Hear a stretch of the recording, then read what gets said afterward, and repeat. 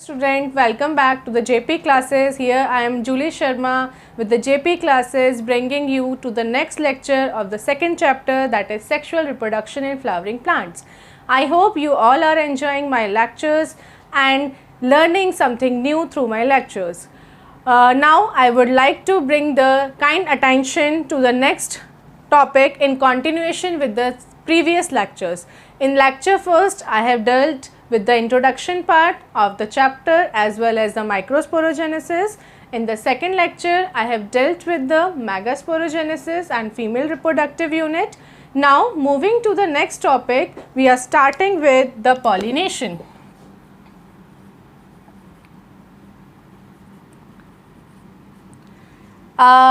This term is keeping rewind again and again. Actually I want to say that हम बार बार यही topic सुनते जा रहे हैं, पॉलिनेशन पॉलिनेशन पॉलिनेशन, चाहे हम फर्स्ट चैप्टर की बात कर रहे हैं चाहे हम सेकंड चैप्टर की. तो अब तक तो शायद आप लोगों को पता चल ही गया होगा कि पॉलिनेशन क्या है. अगर अभी भी आप लोगों को डाउट है तो let me explain. Actually pollination is the process of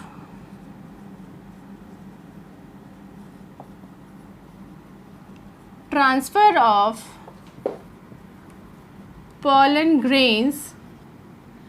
pollen grains कहाँ होते हैं? ठीक है, anther. The process of transfer of pollen grains from anther to stigma of a flower. Depending upon कि पॉलिनेशन के बाद जो आपके पॉलन ग्रेन्स हैं वो कहाँ मूव कर रहे हैं, उनका ट्रांसफ़र कहाँ हो रहा है, उसके बेसिस पे हम पॉलिनेशन को थ्री कैटेगरीज में डिवाइड कर सकते हैं. बट ब्रॉडली जो हम क्लासिफिकेशन करते हैं वो कुछ इस तरह से करते हैं. पॉलिनेशन दो टाइप का हो सकता है. एक होता है सेल्फ पॉलिनेशन और दूसरा होता है क्रॉस पॉलिनेशन. इसको हम कुछ इस तरह से एक्सप्लेन कर सकते हैं. एक होता है within the same country, एक होता है moving to the different country. जैसे अपने ही देश में अगर हम डिफरेंट जोन्स डिफरेंट स्टेट से मूव करते हैं तो हम बहुत कन्वीनियंट फॉलो करते हैं. हमें बहुत कन्वीनियंट लगता है कि यार कुछ नहीं होगा, दूसरे देश में थोड़े जा रहे हैं, अपने किसी दूसरे स्टेट में ही तो जा रहे हैं, जैसे हम लोग हैं वहाँ पे वो भी होंगे, एडजस्ट करने में कोई प्रॉब्लम नहीं होगी. तो उसी को हम सेल्फ पॉलिनेशन से कंपेयर कर सकते हैं. Self pollination means self means within the same. अगर आपका पॉलिनेशन जो है within the same plant या within the same species होता है then it is known as the self pollination. और we can say that self means within. Self pollination के case में एक्चुअली होता क्या है, जो पॉलन ग्रेन्स हैं, सपोज करो it is a bisexual flower. अगर ये आपका व्हाट इज़ दिस, या दिस इज़ पिस्टिल और ये आपके जो हैं ये क्या हैं आपके एंथर्स. ठीक है, ये आपका हो गया पिस्टिल, ये आपके क्या हो गए स्टेमन्स. आप सबको पता है कि जो पॉलन ग्रेन्स हैं वो कहाँ प्रोड्यूस होते हैं, इनसाइड दी एंथर, और एंथर में भी पॉलन सेक्स में होते हैं. यहाँ से अगर ये पॉलन ग्रेन्स हैं, ये यहाँ से ट्रांसफ़र होके स्टिग्मा पे आ जाएं तो इस प्रोसेस को हम पॉलिनेशन कहते हैं.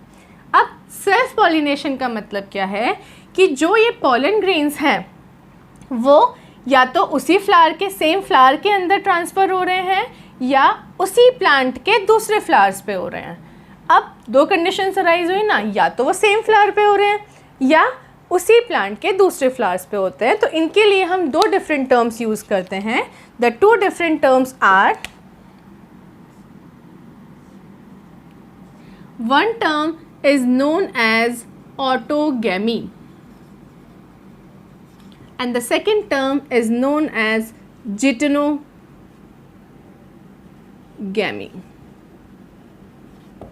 What is autogamy? Autogamy is the process of transfer of the pollen grains from the anther of a flower to the stigma of the same flower. Repeating my words, it is the process of transfer of pollen grains from the anther of a flower to the stigma of the same flower of the same plant. then the term is known as autogamy. You can see that the different types of crops or cereals we are dealing, चाहे वो rice हो, wheat हो, इन सब के case में जो pollination होता है that is your autogamy. Now it's clear. Now what is geitonogamy? Geitonogamy means the plant is same. This is a plant, okay? This is a plant. In this, one flower is here and another flower is here. When the pollen grains are transferred from this anther, this is your anther, right? It's your anthers of a flower. ये कोई flower है, उसके ये anthers हैं, और ये कोई flower है, उसमें ऐसे, उसमें ये आपका स्टिग्मा है.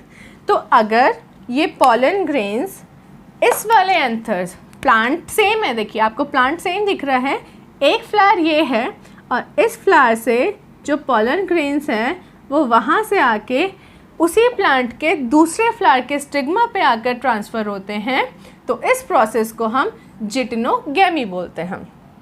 Now the difference is clear to you.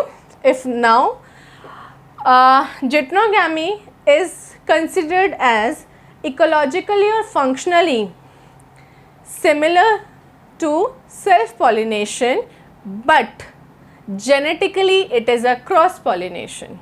I am repeating my words. जो आपका जिटेनोगैमी है उसको हम कहते हैं कि वो जो जेनेटिकली है वो आपका क्या है, सेल्फ पॉलिनेशन, बट फंक्शनली वो कैसा है आपका, cross pollination. Let me explain this term. Functionally का मतलब है फंक्शंस. यहाँ पे आप फंक्शंस देख रहे हैं कि एक फ्लावर से ट्रांसफ़र होके कहाँ जा रहे हैं आपके पॉलन ग्रेन्स, उसी प्लांट के दूसरे फ्लावर पे. तो they are crossing their boundaries. Flower की बाउंड्री इतनी है, वो अपनी बाउंड्री को क्रॉस करके उसी प्लांट के दूसरे फ्लावर की बाउंड्री में एंटर कर रहे हैं. तो ये किसको रिप्रेजेंट कर रहे हैं, क्रॉस पॉलिनेशन को. तो फंक्शनली क्या रिप्रेजेंट कर रहे हैं, क्रॉस पॉलिनेशन. या अगर हम जेनेटिकली बात करें तो प्लांट सेम है, इसके जेनेटिक कॉन्स्टिट्यूशन सेम है. इसका मतलब जो चीज़ इसमें है वो चीज़ इसमें है, इसका मतलब वो सेल्फ पॉलिनेशन को रिप्रेजेंट कर रहे हैं. So the question arises is, इसमें से जो क्वेश्चन बनता है वो ये बन जाता है या तो कि what do you mean by self pollination, तो आपको बताना होगा कि सेल्फ पॉलिनेशन क्या है. या कभी कभी ये क्वेश्चन पूछ लिया जाता है what are the two different forms of self pollination. तो इसमें आप कौन कौन सी टर्म्स बताएंगे. You will explain the autogamy and you will explain the geitonogamy. Next, sometimes a question is asked what is the difference between autogamy and jitinogamy. So how can you explain this? The difference is, in case of autogamy, the transfer of pollen grains is between the two parts, that is between the androecium and gynoecium of the same flower. But in case of jitinogamy, the transfer of pollen grains is occurring between the two flowers of the same plant. Now it's clear to you? One more question which arises is that why the jitinogamy is considered as, I am repeating my words, why the jitinogamy is considered as equivalent to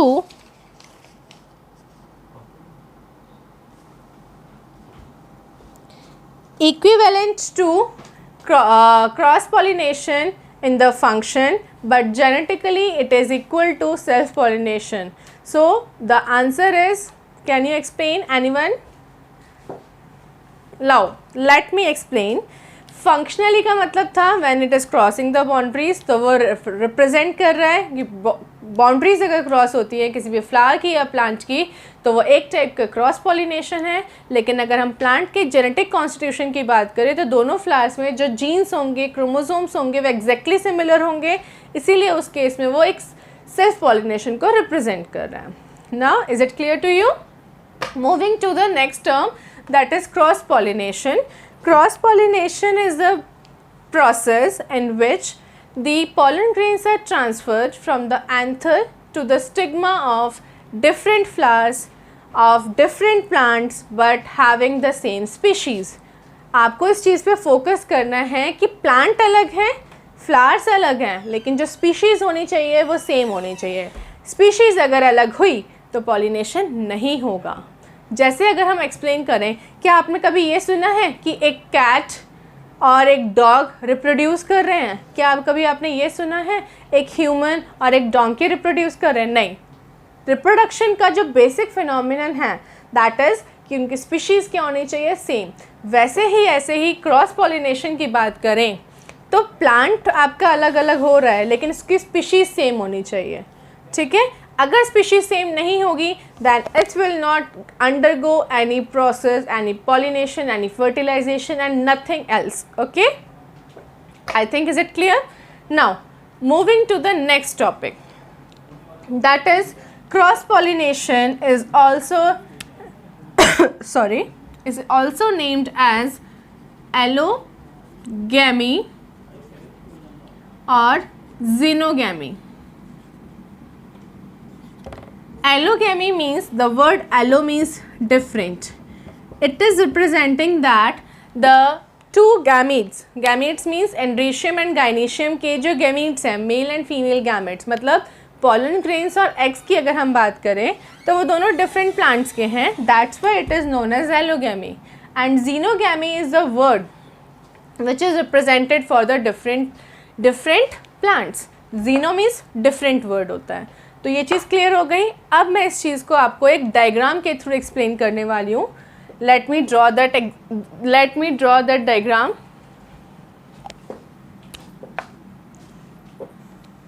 So here is a diagram which is I have drawn for explaining you the three terms, that is autogamy, geitonogamy and allogamy. I have written the three alphabets, that is here alphabet A, B and C. These three alphabets are representing the three different processes. The first alphabet A, in this case you are seeing that the anthers are having the pollen grains which are transferred to the stigma of the same flower. Then this process is considered as your autogamy. So जो A वाला है वो किसको represent कर रहा है? Autogamy. Autogamy का मतलब है जो गैमीट्स हैं वो सेम फ्लावर को बिलोंग करते हैं, ठीक है. नाउ दिस अल्फ़ाबेट B, आपको ये B अल्फ़ाबेट दिख रहा है. B अल्फ़ाबेट में आप क्या देख रहे हैं कि जो यहाँ पे एंथर्स हैं, एंथर्स के जो पॉलन ग्रेन्स हैं वो पॉलन ग्रेन्स क्या कर रहे हैं? फ्लावर दूसरा है, ठीक है. फ्लावर क्या है आपका? दूसरा है, लेकिन वो with in the same plant है. वो प्लांट की डिफरेंट ब्रांचेस पे हैं, वो एक ही प्लांट के डिफरेंट ब्रांचेस पे हैं. तो इसका मतलब फ्लावर तो अलग हो गया लेकिन प्लांट क्या है? सेम. तो जिसको हम किस टर्म से रिप्रेजेंट करते हैं? That is represent by geitonogamy. ये क्या हो गया आपका? तो ये जो B वाला जो प्रोसेस है that is your geitonogamy. And the word alphabet C, the C alphabet is representing the process in which the anthers are crossing the boundary, they are moving to the different flower of the different plant but the species is same. अगर ये रोज़ की species है तो ये भी रोज़ की species ही होगी. अगर ये मैरीगोल्ड स्पीशीज़ है तो ये मैरीगोल्ड स्पीशीज़ ही होगी.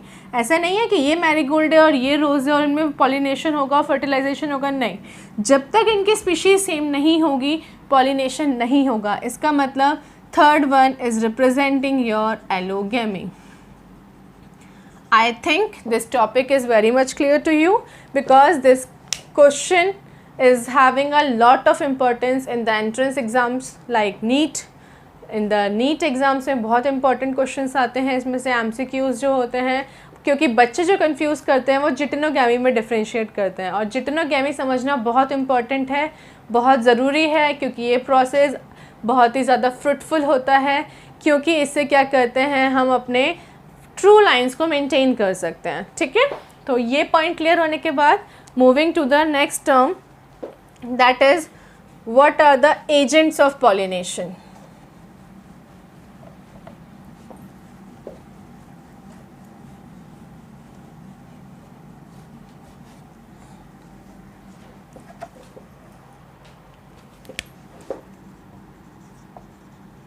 Agents of pollination, agents of pollination, what are agents? आप लोगों ने सुना होगा LIC एजेंट हो गया, फाइनेंसिंग एजेंट हो गया, फिर उसके बाद हाउसिंग एजेंट्स हो गए। What are agents? एजेंट्स वो मीडियम होते हैं या वो मीडिएटर्स का काम करते हैं जो दो पार्टीज़ को लिंक करते हैं। सपोज़ करो आपको रेंट चाहिए, रेंट पे कोई मकान चाहिए, ठीक है, आप रेंट के लिए मकान ढूंढ रहे हो, आपको नहीं पता, आप उस जगह पर नए हो, आपको ये नहीं पता कि किस लोकेलिटी में कौन सा घर खाली है या उसका अप्रॉक्सीमेट कितना रेंट हो सकता है। तो आप क्या करते हो, आप एक प्रॉपर्टी डीलर, जिसे हम हाउसिंग एजेंट भी बोल सकते हैं, आप उसके कांटेक्ट में आते हो, आप उसको कॉल करते हो, आप उसे बताते हो कि मुझे मेरी ये रिक्वायरमेंट्स हैं उस घर, वो मेरा घर जो होना चाहिए इस एरिया में होने चाहिए, वहाँ पे ट्रांसपोर्टेशन फैसिलिटीज़ प्रॉपर होनी चाहिए कि आधी रात को भी, अगर मेरी जो जॉब है वो इस तरह की, अगर मैं आधी रात को भी आऊँ तो मुझे ट्रांसपोर्टेशन अवेलेबल होना चाहिए, या नेक्स्ट उसमें आसपास रेस्टोरेंट्स या कुछ होना चाहिए जिसकी वजह से अगर मुझे घर में, क्योंकि मैं बैचलर हूँ, अगर मेरे को खाना नहीं मिल रहा है तो मैं रेस्टोरेंट्स पे अवेल कर सकूँ ईज़िली। तो ये सब आप उसके रिक्वायरमेंट्स बताते हो और उन रिक्वायरमेंट्स के बेसिस पे वो आपको कुछ सिलेक्टेड घर दिखाता है जो रेंट्स के लिए अवेलेबल है। आप उसमें से जाके अपनी प्रायोरिटी बेसिस पे किसी को फिक्स कर देते हो।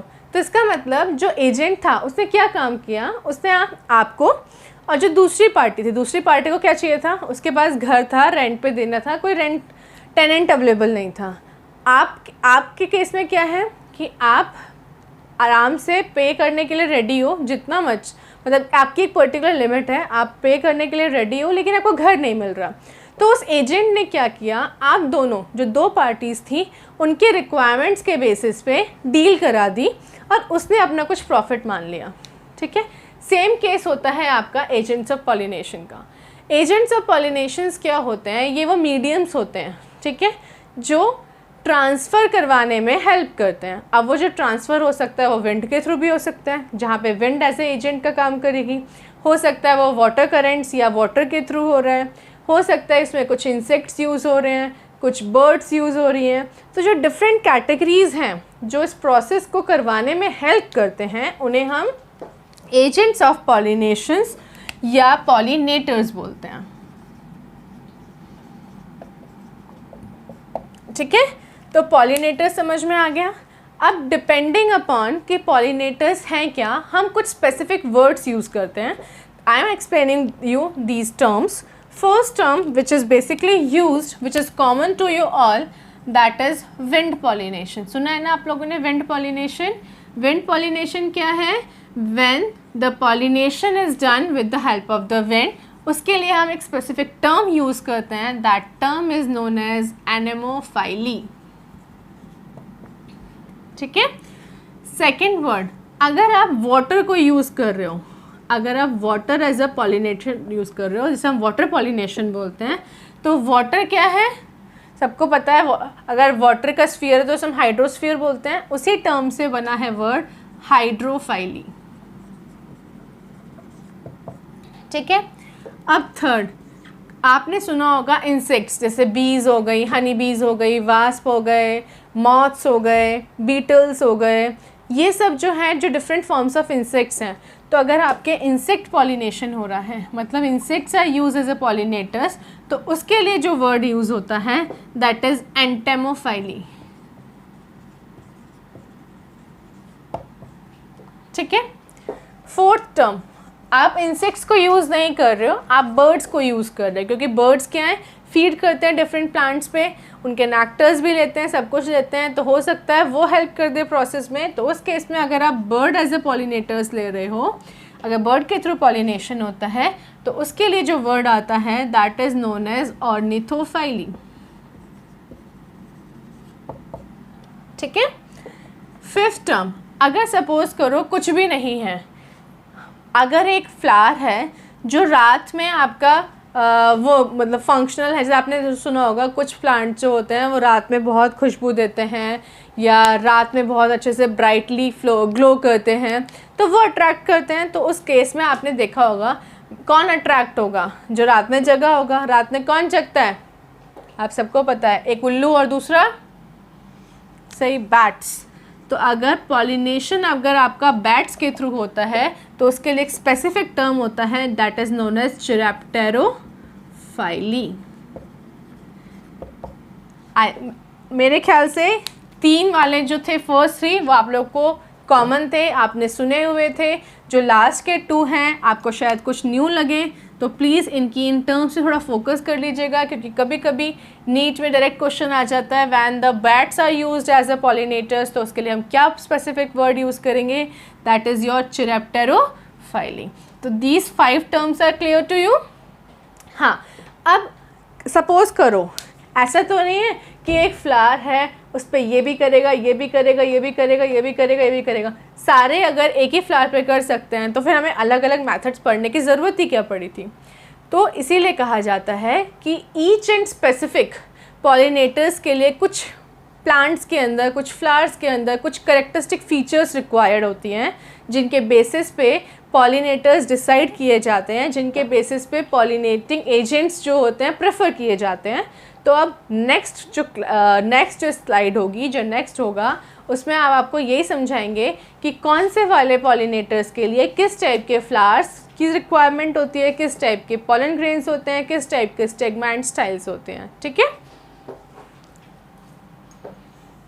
Now the few terms associated with pollination in flowers. जब भी हम पॉलिनेशन की बात करते हैं फ्लावर्स में, तो हमने पढ़ा कि हम 2 टाइप के पॉलिनेशन की बात करते हैं, सेल्फ पॉलिनेशन और क्रॉस पॉलिनेशन। तो जब भी इन पॉलिनेशन की बात करते हैं तो आगे हम कुछ डिवाइसेस या कुछ टर्म्स देखेंगे जो फेवर करती हैं सेल्फ पॉलिनेशन और क्रॉस पॉलिनेशन में। उससे पहले मैं आपको कुछ टर्म्स क्लियर करना चाहती हूँ। पहली टर्म है क्लाइस्टोगैमी। क्लाइस्टोगैमी वो कंडीशन होती है जिसमें फ्लावर्स जो होते हैं वो कभी ओपन ही नहीं होते, या ओपन होते हैं तो कब होते हैं, जब उन्हें फर्टिलाइजेशन हो चुका होता है। इस पर्टिकुलर कंडीशन को हम क्लाइस्टोगैमी बोलते हैं, और वो फ्लावर्स जो क्लाइस्टोगैमी शो करते हैं उन फ्लावर्स को हम क्लाइस्टोगैमस फ्लावर्स बोलते हैं। I am repeating my words. Cleistogamy वो कंडीशन है when flowers never open at all, और होते भी हैं तो कब होते हैं, आफ्टर फर्टिलाइजेशन। वैसे तो होते नहीं हैं, वैसे वो जो फ्लावर होता है वो हमेशा कौन सी स्टेज में रहता है, वो हमेशा बड स्टेज में रहता है। आपने देखा होगा ना, बड क्या होती है, बड होती है कि जब आपके पेटल्स जो होते हैं वो कवर्ड रहते हैं और सेपल्स उसे क्लोज कंडीशन में रखते हैं। तो उस कंडीशन में वो बताइए फ्लावर बंद है, ठीक है, फ्लावर खुल ही नहीं रहा, फ्लावर खुलेगा नहीं तो क्या होगा, पॉलन ग्रेन्स ट्रांसफ़र होंगे तो कहाँ होंगे, बाहर तो हो ही नहीं सकते क्योंकि वो बंद है। तो ये वाली जो कंडीशन होती है क्लाइस्टोगैमी, ये कंडीशन जो है वो फेवर करती है सेल्फ पॉलिनेशन को। ठीक है। अब क्लाइस्टोगैमी कंडीशन में वो फ्लावर्स जो इस कंडीशन को रिप्रेजेंट करते हैं, उनके कुछ एग्जांपल्स अगर हम देख लें तो इसके एग्जांपल्स हैं आपके ऑक्सैलिस प्लांट, ठीक है, ऑक्सैलिस हो गया, कॉमेलिना हो गया, विंसा हो गया, ये सारे आपके जो फ्लावर्स हैं दे रिप्रेजेंट द क्लाइस्टोगैमी कंडीशन। क्लाइस्टोगैमी में एक और चीज़ बहुत ध्यान रखने वाली है कि ये क्योंकि कभी खुलते ही नहीं हैं तो इनमें क्या होता है, सीडलिंग सेटिंग नहीं होती है, मतलब इनमें पॉलिनेटर्स की ज़रूरत हमें नहीं पड़ती है। विदाउट पॉलिनेटर्स इनमें क्या हो जाता है, पॉलिनेशन हो जाता है। ठीक है। जो नेक्स्ट टर्म आती है homogamy. What is homo? Homo means same, gamy means gametes.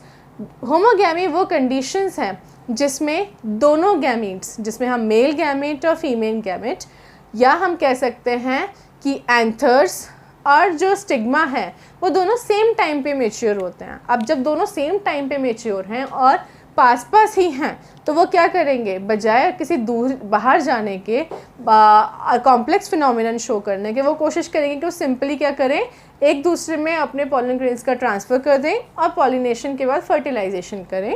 इस कंडीशन को हम होमोगैमी बोलते हैं। तो what is homogamy? Homogamy is a condition in which both the anther and stigma mature at same time.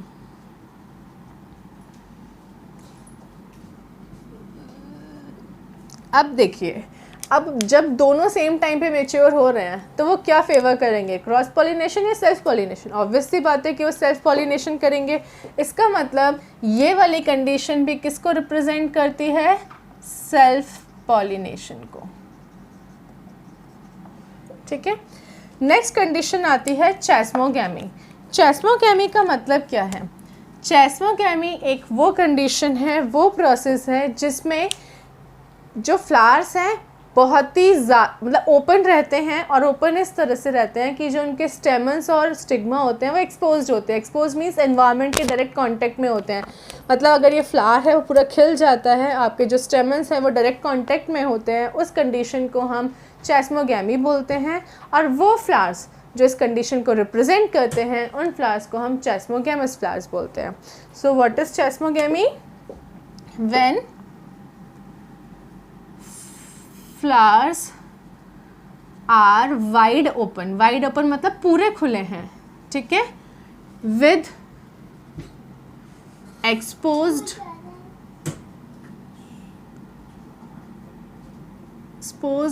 Anthers and stigma. ठीक है, क्या है, फ्लावर बहुत पूरे खुले हुए हैं। पूरे खुले हुए तो क्या होगा, जो एंथर्स और स्टिग्मा होंगे वो एक्सपोज्ड होंगे। एक्सपोज का मतलब है जिन पे इजीली पॉलिनेटर्स आके अटैक कर सकते हैं, तो उस कंडीशन को हम चेस्मोगैमी कहते हैं। और वो फ्लावर्स जो उसमें ये कंडीशन होती है उनको हम चेस्मोग्लास फ्लावर्स बोलते हैं। इसका अगर हम एग्जांपल्स की बात करें, चेस्मोगैमस फ्लावर्स के एग्जांपल्स की, तो इसके एग्जांपल्स जो हैं, आपने सुना हुआ है नाम मिराबिलिस जलेपा, सुना है ना नाम, जिसको हम 4 o'clock प्लांट भी बोलते हैं। और आर्जीमोन, आर्जीमोन क्या होता है, एक प्लांट है, ठीक है। तो इन दोनों प्लांट्स के अंदर चेस्मोगैमी कंडीशन होती है। अब एक इम्पॉर्टेंट पॉइंट, किसी भी फ्लावर के अंदर दोनों कंडीशंस एग्जिस्ट नहीं कर सकती हैं। मतलब या तो वो कम्प्लीटली चेस्मोगैमस होगा या तो वो कम्प्लीटली क्लाइस्टोगैमस होगा, इन बिटवीन कोई कंडीशन एग्जिस्ट नहीं करती है। तो इसीलिए चेस्मोगैमस कंडीशन अलग है, क्लाइस्टोगैमस कंडीशन अलग है।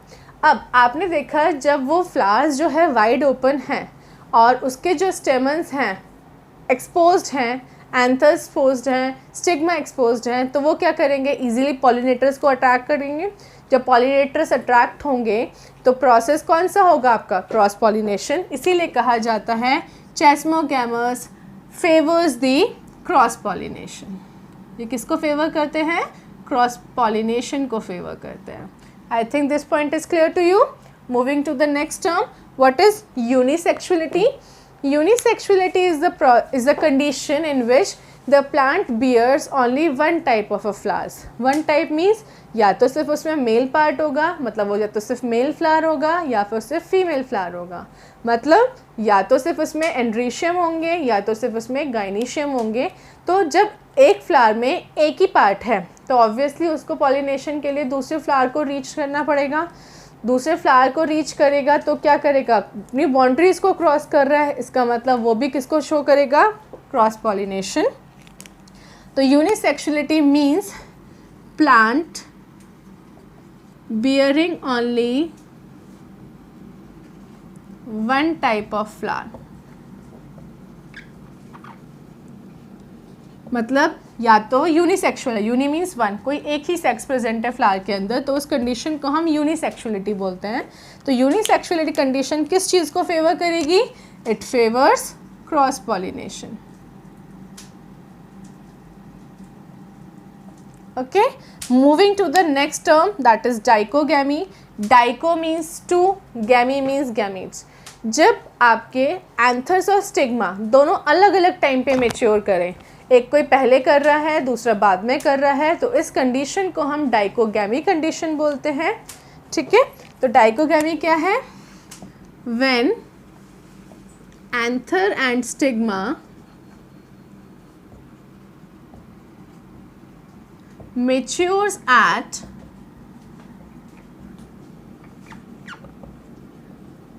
different time। अगर वो अलग अलग टाइम पे मेच्योर करेंगे तो अलग अलग टाइम पे मेच्योर करेंगे। सपोज करो पहले आपका एंथर ने मेच्योर कर गया, स्टिग्मा मेच्योर ही नहीं हुआ। जब वो मेच्योर ही नहीं है तो वो पॉलिनेशन नहीं करेगा। तो उस केस में उसके पास क्या कंडीशन बची कि वो उस फ्लावर को छोड़ के किसी दूसरे वाले फ्लावर के पास जाए, पॉलन ग्रेन्स का ट्रांसफ़र करे। इसका मतलब वो क्या फेवर करेगा, क्रॉस पॉलिनेशन। तो इसका मतलब डाइकोगैमी क्या फेवर कर रहा है आपका, क्रॉस पॉलिनेशन। ठीक है, अब जो प्रोटेंड्री और प्रोटोगिनाई वर्ड हैं, ये दोनों वर्ड्स जो हैं वो एसोसिएटेड हैं आपके टर्म डाइकोगैमी से। कह सकते हैं डाइकोगैमी जो होती है वो दो टाइप की हो सकती है। प्रोटेंड्री, प्रो मीन्स पहले, entry means androecium.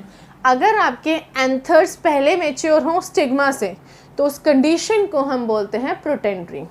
What is protandry? When